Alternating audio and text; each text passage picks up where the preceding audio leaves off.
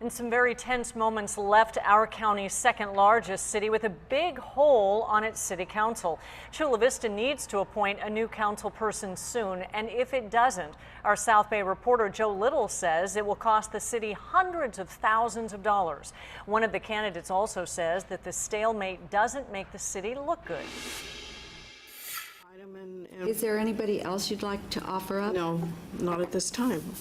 There weren't a lot of warm, fuzzy feelings last Thursday. Is there anybody else that you would like to offer up? Last Thursday, there was a lot of tension. Chula Vista Mayor Mary Salas conducted the meeting with one goal: choose one of 8 people to fill a vacant seat on the city council. I hope we can, get through this.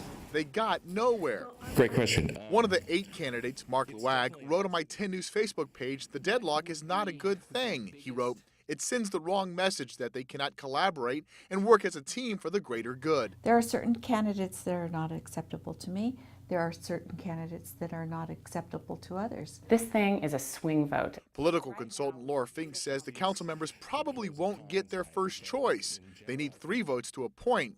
No one got more than 2 votes Thursday. So we may see a second set of candidates being looked at. They have until January 23rd, or the decision goes to an expensive special election that could cost Chula Vista at least $600,000. The public will evaluate this decision on the basis of whether one is made or not. I think if they go to a special election, that's going to provoke some outcry from the public. In Chula Vista, will we get a decision Tuesday?